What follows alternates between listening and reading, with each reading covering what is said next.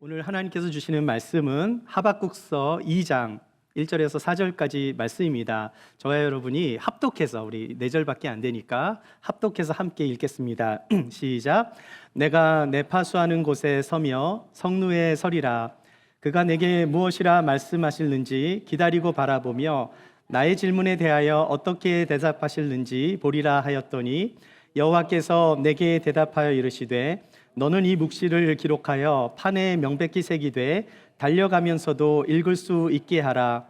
이 묵시는 정한 때가 있나니 그 종말이 속히 이르겠고 결코 거짓되지 아니하리라. 비록 더딜지라도 기다리라. 지체되지 않고 반드시 응하리라. 보라, 그의 마음은 교만하며 그 속에서 정직하지 못하나 의인은 그의 믿음으로 말미암아 살리라. 아멘. 우리가 지난주부터 하박국서 말씀을 나누고 있는데요. 오늘은 믿음으로 사는 그리스도인이라는 제목으로 말씀을 나누겠습니다.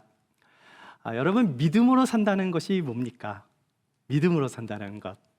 제가 여기 계신 모든 분들한테 한 분 한 분한테 다 이렇게 여쭤보면 아마도 많은 답이 나올 수 있을 것 같아요. 여러 가지 답이 나올 것 같은데, 오늘 제목이 뭐죠? 믿음으로 사는 그리스도인. 우리가 이 뜻을 좀 제대로 알려면 첫째로 그리스도인이 무엇인가를 우리가 알아야 되고요, 그 다음에는 믿음이 무엇인가를 우리가 또 알아야 됩니다. 여러분, 그리스도인의 뜻이 뭐죠? 우리가 많이 들었죠. 그리스도인이라는 말은 그리스도께 속한 사람 또는 그리스도를 따르는 사람이 그리스도인이에요. 제가 예전에 크리스찬을 쉽게 설명해 드린 적이 있습니다. 혹시 기억나세요? 크리스찬이란 그리스도로 가득 찬 사람이다. 크리스찬이니까 크리스찬은 그리스도로 가득 찬 사람이다, 이렇게 설명을 드렸는데 뭐 틀린 말은 아니잖아요, 그렇죠? 그리스도인은 예수 그리스도로 가득 차서 그리스도께 속하고 그리스도를 따르는 사람이 그리스도인이에요. 자, 그렇다면 믿음은 무엇입니까? 여러분, 세상의 모든 사람들도 믿음을 가지고 있는 거 아십니까? 크리스찬만 믿음을 갖고 있는 게 아니에요. 일반 모든 사람들이 다 믿음을 가지고 있어요. 자, 우리가 은행에 저금을 하는 이유가 뭐죠? 저금한 것을 찾을 수 있다라는 믿음이 있기 때문에 저금을 하는 거예요. 그런데 은행이 부도가 안 난다는 보장이 있습니까? 여러분, 미국의 유명한 실리콘밸리 은행이 재작년에 파산을 했어요. 그리고 중국의 허난성의 어느 은행에서는 돈을 예금한 40만 명이요, 돈을 인출할 수 없자 수천 명의 사람들이 그 정저우 인민은행 앞에서 막 시위를 하는 사태가 벌어지기도 했습니다. 이 땅의 것은 완전하지 않아요. 세상의 것을 다 개런티할 수는 없는 거예요. 그럼에도 불구하고 사람들이 은행에 돈을 저금하는 이유가 무엇입니까? 믿음이 있기 때문이에요. 적어도 내가 저금한 이 은행은 부도가 나지 않을 거라는 믿음이 있기 때문에 저금을 하는 것입니다. 따라서 세상 사람들도 다 믿음이 있어요. 자, 그렇다면 그리스도인의 믿음은 무엇인가? 여러분, 그리스도인의 믿음은 무엇입니까? 그리스도인은 눈에 보이는 것만 믿는 것이 아니라 보이지 않는 하나님의 약속의 말씀을 믿고 살아가는 사람이에요. 제가 여러분에게 질문해 봅니다. 여러분은 믿음으로 살고 계십니까? 아멘이시죠? 여러분, 하박국 말씀의 구조를 보면 하박국이 먼저 하나님께 질문을 해요. 그러면 하나님께서 신실하게 답변하시는 방법으로, 이런 구조로 말씀이 구성되어 있는데요. 자, 1장에서, 우리가 지난주 1장에서 하박국 선지자가 하나님 앞에 3가지 질문을 드립니다. 어떤 질문이었는가? 왜 하나님의 백성이 고난을 당해야 합니까? 이런 질문이었어요. 두 번째는 왜 우리가 부르짖는 기도가 응답되지 않습니까? 세 번째는 뭘까요? 왜 하나님을 알지 못하는 악인이 형통합니까? 자, 어찌 보면 이런 질문들은 우리들도 가질 수 있는 질문이거든요. 하나님, 우리가 부르짖는데, 그렇게 기도하는데 왜 잠잠하십니까? 기도하면 우리가 기대하는 응답들이 있잖아요. 기도하면 우리가 원하는 응답이 주어져야 하는데, 희한하게도 그 응답이 뭐였어요? 하나님께서 놀라지 말라고 말씀하시면서 더 어려운 일을 만나게 될 거라는 응답이었어요. 그것이 무엇입니까? 갈대아 사람들을 일으켜 이 유다 나라를 망하게 하게 된다. 망하게 한다는 말씀이었어요. 자, 여러분이 만약 기도를 했는데 하박국처럼 이런 응답을 받게 된다면 하나님이 정말 좋으신 하나님이신지 의문이 들 수 있을 거예요. 자, 그런데 이 상황에서 하나님의 뜻이 무엇이었습니까? 정말로 유다가 망하는 것이었어요. 그걸 알면 우리가 어떻게 해야 합니까? 안 돼요.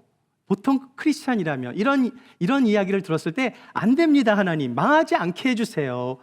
네, 믿음이 있는 사람이라면 이렇게 기도를 할 거예요. 하지만 아무리 열심히 기도를 해도 하나님의 뜻은 바뀌지 않습니다. 왜 그렇죠? 하나님의 뜻이 무엇이었어요? 하나님의 뜻은 유다가 정말로 망하는 거였어요. 하지만 그게 다가 아닙니다. 그것이 끝이 아니라 그 망함을 통해서 하나님의 백성들을 깨끗게 하시겠다는 하나님의 의도가 있으셨던 거예요. 다시 말해서 유다가 망해야 하나님의 뜻이 이루어진다라는 말씀이에요. 제가 목사 안수를 처음 받고요. 처음으로 섬겼던 교회에 어느 집사님 가정을 방문한 적이 있었습니다. 방문을 하니까 그 집사님이 본인의 고민을 이야기해 주셨는데요. 본인이 운영하던 가게가 1년 전에 이제 망하게 돼서 문을 닫게 됐다고 하면서 처음에 비즈니스를 오픈할 때 그 셀원들과 또 우리 담당 목사님을 모시고 개업 예배를 은혜롭게 잘 드리셨대요. 자, 그런데 이분이 비즈니스 경험이 전혀 없으셨어요. 어떻게 됐을까요? 그냥 폭망한 거죠. 그래서 문을 닫게 되었습니다. 문을 닫으면서 똑같이 셀원들과 개업 예배를 인도하셨던 목사님을 모시고 함께 폐업 예배를 드리신 거예요. 저는 신방을 가서 개업 예배는 들어봤는데 폐업 예배는 처음 들어봤거든요. 자, 그날 폐업 예배를 드리면서 그 셀원들과 목사님 모든 사람들이 다 그냥 눈물바다가 됐대요. 제가 그 이야기를 듣고 마음이 굉장히 짠하면서도 또 감동을 또 받았습니다. 제가 그 집사님에게 무슨 말씀을 드렸을까요? 취하시는 분도 하나님이시고 거두시는 분도 하나님이시니 그런 욥의 말씀을 드렸을까요? 네, 거기서 그런 말씀은 위로가 안 되죠. 이야기를 듣는 가운데 제 마음에 이런 마음이 들었습니다. 비즈니스가 망하는 가운데서도 믿음으로 하나님께 폐업 예배를 드렸다면 그 다음은 하나님께서 책임져 주시지 않을까, 이런 마음이 들었어요. 전 집사님에게 하나님께서 반드시 새로운 길을 열어주실 거라는 그러한 믿음으로 말씀을 나누고 또 함께 기도하는 시간을 가졌습니다. 그것은 그냥 제 위로의 말씀이 아니었거든요. 정말 믿음으로 폐업 중에서도 망했음에도 불구하고 폐업 예배를 드리는 그 집사님에게 감동을 받은 제 마음이 하나님이 주신 마음 같았어요. 그리고 몇 달 후에 집사님은 새로운 일을 배우기 시작했는데요. 페인트 칠하는 일도 배우시고, 마루를 까는 일도 배우시고, 여러 가지 일을 배우시면서 같은 셀원과 함께 집을 레노베이션하는 그런 비즈니스를 열었는데요. 어떻게 되었을까요? 네, 굉장히 잘 됐습니다. 대박이 났어요. 안 해본 일인데도 불구하고 처음 했는데 또 소문이 났습니다. 일을 너무나 깔끔하게 잘 처리해 준다, 이런 소문이 나면서 일거리들이 많았는데요. 근데 또 한 가지, 지금부터 20년 전에 캐나다에서 어떤 게 유행했냐면 칼페트를 나무 마루로 이렇게 바꾸는 게 굉장히 유행했을 때예요. 갑자기 많은 사람들이 칼펫을 나무 마루나 아니면 라미네이트로 바꾸는 이런 문의가 많이 들어오면서 이전에 망한 것까지 다 회복이 되는 그런 은혜를 경험할 수 있었습니다. 여러분, 망하는 순간에도 하나님을 의지하고 계속 믿고 기도하면 어떻게 될까요? 사실 망한 거는 망한 거잖아요. 그럼에도 불구하고 그 망함 속에서 하나님을 믿고 기도하는데 하나님께서 계속 망하게 두시겠어요? 여러분, 기도하면 나에게 있는 짐이 하나님께로 옮겨지는 거예요. 나에게 무거운 짐이 있는데요, 내가 이 짐을 하나님께 맡기고 기도하면 그 다음부터는 부담을 내가 지는 게 아니라 하나님이 지시게 되는 거거든요. 생각해 보세요. 하나님의 백성이 망했다면 누가 손해입니까? 백성이 손해입니까? 하나님이 손해입니까? 둘 다 손해죠. 자, 그런데 하나님께서 손해를 보시면서까지 백성을 망하게 하신다면 거기에는 하나님의 숨은 뜻이 있다라는 거예요. 자, 그래서 믿음으로 사는 그리스도인이란 어떤 것인가? 첫 번째로 나눌 말씀은요, 믿음의 사람은 망할 때도 기도하는 사람입니다. 제가 지난주에 1장 1절에서 11절까지 말씀을 보았는데 지금 1장 12절 말씀 같이 한번 읽어보겠습니다. 시작. 선지자가 이르되 여호와 나의 하나님 나의 거룩한 이시여 주께서는 만세 전부터 계시지 아니하시니이까 우리가 사망에 이르지 아니하리이다. 여호와여 주께서 심판하기 위하여 그들을 두셨나이다. 반석이시여 주께서 경계하기 위하여 그들을 세우셨나이다. 하나님께서 유다가 망하게 하신다는 말을 들었던 하박국은요, 불을 끄고 들어누워 잠수 타지 않았어요. 하박국은 하나님의 뜻을 너무나 이해할 수는 없었지만 그럼에도 불구하고 하나님께 나아가 기도를 했습니다. 우리 사랑하는 여러분, 믿음의 사람은요, 망할 때도 기도하는 거예요. 다니엘서 6장을 보시면 다니엘이 유대인이잖아요. 자, 그런데 이 다니엘이 이 총리가 돼요. 바벨론에서 페르시아로 넘어가는 그 상황에서 총리가 된 것을 사람들이 질투하기 시작합니다. 자, 그래서 페르시아의 고관들이 다리오 왕에게 30일 동안 왕 외에 어떤 신이나 사람에게 기도를 하면 사자굴에 넣자라는 조서를 만들어서 왕에게 법령을 내리게 해요. 원래 메대와 이 페르시아의 법은요, 한번 정해지면 왕이라고 해도 바꿀 수가 없기 때문에 한번 명이 내려지면 돌이킬 수 없게 되는 거예요. 하지만 다니엘은 그런 조서가 내려졌음에도 불구하고 매일 하던 대로 하루 3번씩 무릎을 꿇고 하나님께 기도를 합니다. 어떻게 됩니까? 네, 어떻게 됐어요? 우리가 생각할 때 하나님이 살아계시다면 믿음의 사람인 다니엘에게 사자굴로 들어가는 걸 좀 막아주셔야 되잖아요. 그런데 하나님은 다니엘을 사자굴에 던지게 하세요. 허락하시는 거예요. 이때 다니엘이 하나님을 원망했을까요? 왜 하나님은 나를 안 지켜주시는가 원망했을까요? 아닙니다. 설령 사자의 먹이가 될지언정 자기는 믿음대로 행한 결과이기 때문에 모든 것을 하나님께 맡겼어요. 하나님은 이와 같이 두렵고 떨리는 상황을 다니엘에게 허락하신 것입니다. 그러자 어떻게 돼요? 하나님의 천사가 사자의 입을 봉해 준 겁니다. 다음 날 새벽에 다니엘을 아꼈거든요, 그 왕이. 자, 그래서 그 다리오 왕이 다니엘을 걱정하면서 잠도 한 잠도 못 자고 다니엘이 있던 그 굴 앞에 새벽에 간 거예요. 찾아가서 다니엘을 불렀을 때 다니엘이 멀쩡한 것을 보자 너무나 놀라게 됩니다. 어떻게 합니까? 다리오 왕이 다니엘을 모함했던 사람들을 사자굴에 보내서 그들이 다 사자밥이 된 거예요. 그리고 나서 다리오 왕이 다시 조서를 씁니다. 다니엘이 믿는 하나님을 두려워하라고 백성들한테 선포하고 다니엘의 하나님을 찬양하게 돼요. 저는 우리의 삶에도 이런 드라마틱한 일들이 많았으면 너무나 좋겠는데, 한데 우리의 일상생활에서는 이런 일들이 잘 안 일어나는 것 같아요. 왜 그런가 좀 생각해 봤습니다. 이유는 하나예요. 뭘까요? 다니엘처럼 믿음을 가진 사람들은 많지만 그 믿음대로 용기를 내서 결단하는 사람은 많이 없구나라는 생각을 해봤습니다. 여러분, 기도하면 사자굴에 들어가 죽어야 하는 상황에서 정말 자기 목숨을 걸고 기도할 수 있는 사람이 몇이나 되겠어요. 말로 믿는 것과 진짜로 믿음을 행하는 것은 차이가 있을 수 있는 거예요. 제가 지난주에 대한민국이 영적으로 부흥하게 된 것이 일제강점기 시대라고 제가 말씀을 드렸잖아요. 척박한 조선 땅에서 복음의 씨앗이 꽃을 피우게 된 것이 일제의 핍박 때문이었다라는 말씀을 나누었었는데요. 그 이야기를 제가 조금 더 해드릴게요. 여러분, 한국의 3월 1일이 무슨 날이에요? 3.1절 독립운동을 했던 날이잖아요. 대한민국 만세. 그 대한민국 만세 운동을 벌였던 날이 1919년 3월 1일이었어요. 여러분, 개신교가 처음 조선 땅에 들어온 게요, 1880년대 초반입니다. 자, 그렇게 조선에 복음이 들어온 지 25년 만에 기독교 인구가 20만 명 정도로 늘었어요.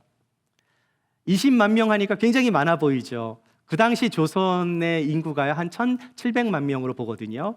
1,700만 명 중에 20만 명이면은요, 1% 조금 넘는 숫자예요. 많은 거 아닙니다. 그 조선 사람들의 전체 인구로 볼 때 1%밖에 안 되는 그 조선인 중에서요, 그 조선의 민족 대표 33명 중에 기독교인이 16명이었어요. 그리고 3.1 운동이 끝나가던 그해 5월 달에 많은 사람들이 이제 일본의 그 형무소로 잡혀가게 됩니다. 일본 헌병대에 끌려가서 그렇게 수감된 사람들을 기록을 보면은요, 종교가 없는 사람들이 한 60% 정도 되고요, 종교가 있다는 사람, 뭐 불교도 믿고 유교도 믿고 기독교도 믿고 한 사람들이 한 40% 정도에서 30%가 기독교인이었어요. 자, 그런데 놀라운 것은요, 수감된 여성들은 남자들에 비해 5% 정도밖에 안 됐거든요. 그러니까 95%가 남자고 5%가 여성인데 그 여성 중에서 기독교인이 85%였어요.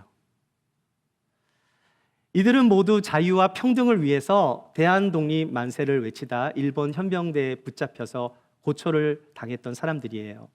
생각해 보세요. 1%밖에 안 되는 조선 사람들 중에 왜 그렇게 많은 기독교인들이 독립운동을 한 것인가? 그것은 그들이 가졌던 믿음 때문이에요. 모든 인간은 하나님 앞에 평등하다는 성경의 말씀을 통해서 억눌린 자를 자유케 하시는 그 복음의 말씀이 그들에게 들어갔을 때 그들에게 믿음이 되어 자유와 평등을 위해 목숨을 바쳐 대한독립 만세를 외쳤던 것입니다. 사실 1910년도 이후에는요, 그 일제 압제 속에서 조선 사람들은요, 그냥 민족 단체 같은 거는 할 수가 없었어요. 다 해산될 수밖에 없었거든요. 따라서 민족 운동을 하려면 어떻게 해야 합니까? 뭐 해외로 망명을 가든지 아니면 지하로 숨을 수밖에 없는 상황이었어요. 자, 이런 식민 통치하에서 자유롭게 토론이 가능했던 장소가 있습니다. 어디일까요? 교회인 거예요. 일본의 헌병대도 종교는 건드리지 못했거든요. 왜냐하면 외국의 선교사들이 신자들을 보호해 주었습니다.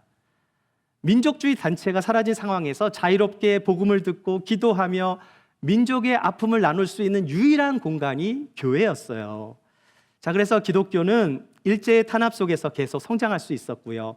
3.1 운동 이후에 임시정부가 조직이 될 때 60% 이상이 기독교인으로 구성이 된 거예요. 고난 속에서 종교적 신념으로 목숨을 바치며 독립을 하며 숭고하게 목숨을 바치고 신앙을 지켰던 그 믿음의 선조들이 있었기 때문에 오늘날 우리가 이렇게 감사하게 예배를 드리며 또 대한민국이 세계에서 가장 빠르게 복음화가 된 것입니다. 하나님께서 갈대아 사람들을 일으켜 남유다를 망하게 하였듯이 하나님은 일제강점기를 통해서 조선이 망하는 것을 허락은 하셨지만 하나님께는 더 큰 뜻이 있었던 거예요. 대한민국이 독립을 하고 80년이 지났습니다. 요즘 세상이 많이 바뀌었잖아요. 일본에서 한국이 얼마나 인기가 많은지 몰라요.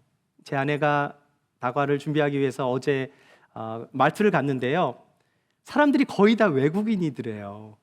이제 놀랬다고 하는데요, 지금 한국이 이렇게 한류가 세상으로 뻗어나가고 있고 또 우리가 자유롭게 이렇게 신앙생활을 하고 있는 이유는 선조들의 숭고한 희생과 그들의 믿음의 기도라는 사실을 우리가 잊지 않기를 소망합니다. 믿음으로 사는 그리스도인, 우리가 두 번째로 나눌 말씀은요, 믿음의 사람은 기다리고 바라보는 사람이에요. 우리가 2장 1절 말씀 함께 보도록 하겠습니다. 시작. 내가 내 파수하는 곳에 서며 성루에 서리라. 그가 내게 무엇이라 말씀하실는지 기다리고 바라보며 나의 질문에 대하여 어떻게 대답하실는지 보리라 하였더니. 자, 여러분 여기 보면은 파수하는 곳에 하박국이 서겠다 이렇게 고백해요. 파수꾼이 뭐죠? 성루에 서서 적이 오는지 안 오는지 이렇게 보초 같은 거죠. 지켜보는 사람이에요. 파수꾼의 역할은 아주 중요했어요. 파수꾼은 쉬고 싶어도 쉬면 안 돼요. 왜 그렇습니까? 잠이 오면 잠을 자고 있다가 뭐 적이 언제 나타날지 모르잖아요. 그러니까 이 파수꾼의 잡은 쉽지 않은 것입니다. 그런데 이 파수꾼은요, 단지 적이 오는지 안 오는지 이것만을 보는 사람이 아니에요. 만약 적을 발견했는데 너무 무서워서 도망을 가면 어떻게 되겠습니까? 안 되겠죠. 파수꾼의 사명은 적을 오는 것을 보는 것도 중요하지만 적이 왔을 때 그것을 알려야 하는 게 의무예요. 그런데 여러분, 에스겔서 33장 말씀 한번 보겠습니다. 시작. 그러나 칼이 임함을 파수꾼이 보고도 나팔을 불지 아니하여 백성에게 경고하지 아니하므로 그 중에 한 사람이 그 임하는 칼에 제거당하면 그는 자기 죄악으로 말미암아 제거되려니와 그 죄는 내가 파수꾼의 손에서 찾으리라. 무슨 뜻이에요? 파수꾼이 적을 보았는데요, 만약에 나팔을 불지 않고 도망가 버렸어요. 그래서 그 성에 사는 사람이 한 명이라도 그것 때문에 죽게 되면 그 책임이 누구에게 있느냐는 거죠. 죽은 자는 자기 죄 때문에 죽은 것이지만 그에 대한 책임은 파수꾼에게 찾겠다라는 말씀이에요. 그 파수꾼이 누구입니까? 하나님이 에스겔을 파수꾼으로 삼아서 너에게 이것을 명령한다라고 말씀하신 거예요. 자, 그러니까 에스겔이 하나님의 말씀을 받았는데 그것을 백성한테 전하지 않으면 어떻게 됩니까? 그 죄를 너에게 묻겠다. 굉장히 무서운 말씀이 되는 거죠. 자, 그런데 문제는 뭐냐? 파수꾼의 문제는요, 적이 언제 오느냐예요. 내일 올 수도 있지만 10년이 지나도 안 올 수도 있는 거잖아요. 파수꾼은 적이 오든지 오지 않든지 항상 그 자리를 지키고 기다리고 바라봐야 하는 것입니다. 뭐라고요? 파수꾼은 기다리고 바라봐야 하는 거예요. 다시 한번 1절 말씀을 한번 보세요. 여러분이 눈으로 보시면 되겠습니다. 지금 하박국은 나라가 망하게 되는 이 상황에서 자기가 파수꾼이 되겠다고 발렌티어를 한 거예요. 하나님 앞에 나섰습니다. 여러분, 이것이 의미하는 게 뭐겠습니까? 이 자리가 중요해요? 중요하지 않아요? 굉장히 중요한 자리예요. 너무나 중요한 자리이기 때문에 하나님께서 말씀하실 때까지 내가 기다리고 바라보겠다라는 거예요. 여러분, 하박국의 이름의 뜻이 뭐라 그랬죠? 안아준다, 포옹한다라는 뜻이라고 했잖아요. 네, 민족의 아픔을 자기의 아픔으로 생각하며 팔을 끌어안고 씨름하는 자, 포옹하는 자, 안아주는 자. 하박국은 자기가 파수꾼이 되겠다고 나섰습니다. 그리고 하나님의 뜻을 기다리고 바라보겠다고 고백을 해요. 이 말씀은 하나님의 응답이 임하길 때까지 내 마음대로 하지 않겠다라는 결단이에요. 즉, 하나님의 말씀이 임할 때까지 하나님만 바라보고 기다리겠다라는 고백입니다. 여러분, 하나님의 사람은 어떤 사람이에요? 하나님을 기다리고 바라보는 사람입니다. 내가 어려운 일을 당하고 있을 때뿐만이 아니라 내가 잘 나가고 있을 때에도, 내가 형통할 때에도 하나님을 기다리고 바라보아야 하는 거예요. 여러분, 기다리고 바라본다라는 의미는 내 뜻대로 하는 것이 아니라 하나님께 항상 물어보고 하나님의 뜻대로 살겠다라는 의지가 있는 거예요. 지난주에도 말씀을 나누었지만 나의 관점이 아니라 하나님의 관점으로 나의 모든 일들을 바라볼 수 있어야 하는 거예요. 나의 눈을 들어서 주님이 하시는 일을 보게 해달라고 기도하는 사람이 주님의 뜻을 기다리고 바라보는 사람입니다. 자, 그런데 더 중요한 것이 있어요. 하나님의 뜻을 알았습니다. 우리가 여러분 얼마나 많은 설교 때 하나님의 말씀이 선포가 됩니까? 우리가 하나님의 말씀 교회 3년만 다니면 웬만한 말씀들 다 알거든요. 그 다음에 필요한 건 뭘까요? 하나님의 말씀을 알았어요. 그 다음에 필요한 게 뭐예요? 그 다음에 필요한 것은 액션이에요. 우리 뒤에 우리 영화 감독님께서, 우리 홍 형제님께서 영화 감독님 지금 영화도 만들고 계신데요. 영화 감독이 영화를 찍을 때 뭘 사용하죠? 클랩보드를 사용하잖아요. 영화 감독이 뭘 외칩니까? 액션! 그러면 이제 배우들이 이제 액션을 취하겠죠. 자, 그런데 감독이 액션 했는데 배우들이 눈만 껌뻑껌뻑거리고 가만히 있으면 어떻게 될까요? 물론 눈만 촬영하는 연기였으면 상관없겠지만, 네. 만약에 배우가 연기를 안 하고 가만히 있으면 홍 형제님 어떻게 합니까? 배우를 바꾸든지 아니면 그냥 영화가 망하든지, 네, 결정을 해야 돼요. 믿음으로 사는 그리스도인에게 필요한 것은 무엇일까요? 여러분, 믿음은요, 명사가 아니라 동사인 거예요. 우리 옆에 분과 인사 한번 나누시죠. 믿음은 동사입니다. 네. 우리 3절 4절 말씀 같이 한번 읽어보겠습니다. 시작. 이 묵시는 정한 때가 있나니 그 종말이 속히 이르겠고 결코 거짓되지 아니하리라.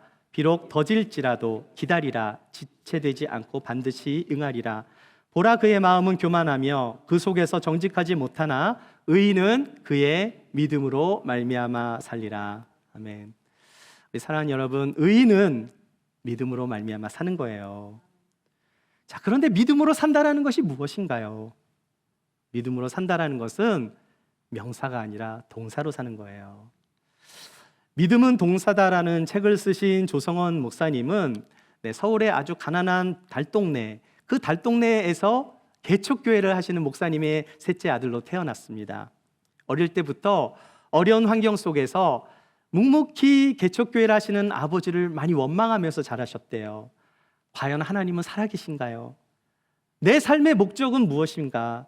어떻게 살아야 하는가 등등 그 인생에 던지는 그 물음 앞에 그 답을 찾기 위해서 늘 몸부림을 치셨다고 해요. 하지만 그런 물음들이 예수 그리스도를 만나고 나서 점점 하나씩 없어지는 것을 경험하셨대요. 지금은 한국에 계신 대학원 대학 총장으로 계십니다. 믿음은 동사다라는 책에서 목사님 말씀하세요. 그리스도인은 하나님보다 사람을 먼저 보아서는 안 된다라는 거예요. 사람보다 하나님을 먼저 바라보고 하나님의 말씀에 순종하는 자가 믿음의 사람인데, 순종이 믿음을 나타내는 믿음의 동사다라고 이 책에서 말씀하고 있습니다. 우리 사랑하는 여러분, 믿음은요 순종의 동사예요. 우리 3절 말씀 다시 한번 읽어볼까요? 첫 구절만 읽어보겠습니다. 이 묵시는 정한 때가 있나니 그 종말이 속히 이르겠고 결코 거짓되지 아니하리라. 네, 여기까지만요. 자, 지난주에 제가 묵시를 뭐라고 말씀드렸는지 혹시 기억하세요? 묵시는요, to see, 보다라는 거예요. 보다라는 거. 뭘 봤습니까? 하나님이 주시는 계시를 본 거예요. 하박국이 그 하나님의 묵시를 보았을 때 하나님 뭐라고 말씀하세요? 이 묵시는 정한 때가 있다라는 거예요. 이 정한 때, 이 종말, 정한 때는 종말이잖아요. 종말의 히브리어가 캐츠인데 지구의 종말을 의미하는 게 아니라 바벨론의 종말을 의미해요. 자, 하나님께서 바벨론, 갈대아 사람들을 통해서 유다를 망하게 하시는데 그것이 다가 아니라는 거예요. 그 다음에 뭐가 있습니까? 바벨론의 종말이 있다라는 거예요. 비록 그것이 더딜지라도 기다리고 바라보면 반드시 응하게 된다라는 말씀이에요. 자, 그러면서 주신 말씀이 4절입니다. 그의 마음은 교만하고 정직하지 못하대요. 그의 마음이 뭡니까? 바벨론 사람들의 마음이죠. 갈대아 사람들의 마음이 정직하지 못하고 강포를 일삼는 폭력을 하는 그 갈대아 사람, 바벨론을 의미합니다. 이런 상황 속에서 의인은 어떻게 살아야 해요? 의인은 그의 믿음으로 말미암아 사는 사람이에요. 비록 갈대아인이 너희를 망하게 할 것이지만, 너희가 망한다 해도, 너희가 넘어진다고 해도, 너에게 인생의 황무지 같은 어려움이 찾아온다 할지라도 의인은 어떻게 살아야 해요? 의인은 하나님의 말씀을 끝까지 믿고, 하나님의 말씀을 믿고 하나님의 뜻대로 살아야 한다는 거예요. 사랑하는 여러분, 의인은 믿음으로 말미암아 사는 사람들이에요. 우리가 믿음하면은 생각나는 장이 있죠. 히브리서 11장. 여러분, 히브리서 11장을 보시면 믿음의 사람들이 어떻게 구체적으로 살았는지에 대해서 말씀하고 있는데요. 자, 거기 등장하는 사람들이 모두 몇 명이냐면 16명입니다. 제가 한번 이름을 쭉 써봤거든요. 이 사람들의 공통점이 뭘까요? 모두 믿음으로 산 사람들이에요. 우리가 일일이 이 사람들을 다 살펴볼 수는 없지만 이 16명의 사람들은요, 모두 믿음으로 행했던 사람들을 옮겨놓은 말씀이에요. 아벨은 믿음으로 제사를 드렸고요. 노아는 믿음으로 방주를 세웠고요. 준비했죠. 아브라함은 믿음으로 이삭을 드렸습니다. 우리 한번 8절 말씀 같이 한번 읽어볼게요. 시작. 믿음으로 아브라함은 부르심을 받았을 때 순종하여 장래의 유업으로 받을 땅에 나아갈새 갈 바를 알지 못하고 나아갔으며. 아브라함이 순종했습니다. 장래 유업을 받을 땅으로 갈 때예요. 가나안 땅으로 간 거죠. 자, 그 약속의 땅을 미리 조사하고 갔을까요? 아니면 갈 바를 알지 못하지만 하나님이 가라고 하니까 그냥 간 것일까요? 두 번째예요? 첫 번째예요? 두 번째죠. 아브라함은 하나님이 말씀하신 그곳이 어딘지도 모르고 그냥 떠난 겁니다. 그런데 확실한 게 있었어요. 다른 건 다 불확실해요. 한 가지 확실한 게 뭐였을까요? 한 가지 확실했던 것은 하나님을 신뢰하고 믿었다라는 거예요. 하나님을 믿고 신뢰한 그 아브라함의 믿음은 어떤 믿음이에요? 아브라함의 믿음은 순종의 동사로 나타난 믿음이었던 거예요. 그런데 그 다음에 여러분 여기까지만 보시면 안 됩니다. 진짜 중요한 말씀이 있어요. 우리 15절과 16절 말씀 같이 한번 읽어보겠습니다. 시작. 그들이 나온 바 본향을 생각하였더라면 돌아갈 기회가 있었으려니와 그들이 이제는 더 나은 본향을 사모하니 곧 하늘에 있는 것이라. 여기까지만 할게요. 본향이 뭐예요? 고향집이잖아요. 아브라함이 고향집으로 그것만 생각했다면 다시 돌아갔을 거예요. 그런데 이제는 더 나은 본향을 사모했답니다. 무엇입니까?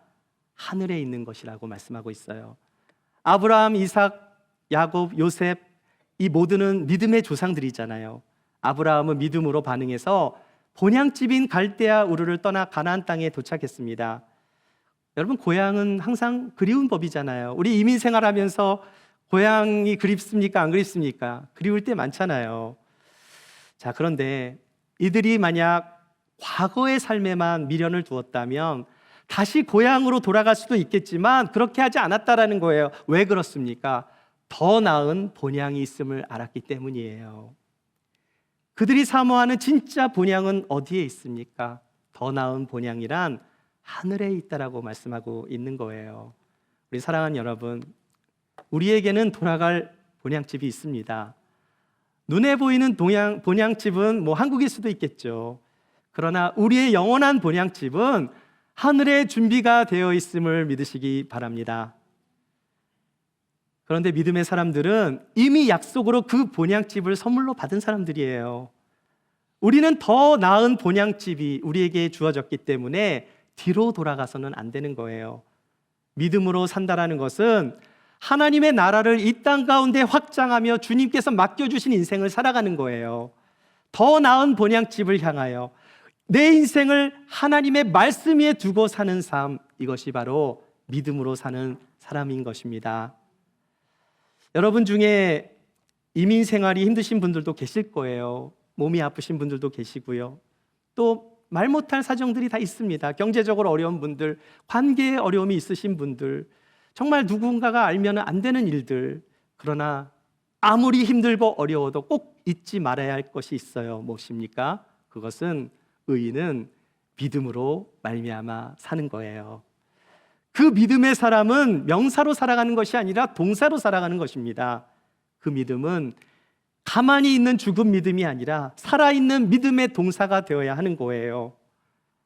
우리의 삶이 아무리 힘들고 어렵다 할지라도 하나님께 소망을 두고 믿음의 동사를 통해 이 땅에서 하나님 나라를 소유하며 살아가시는 저와 여러분이 되시기를 주님의 이름으로 축원합니다.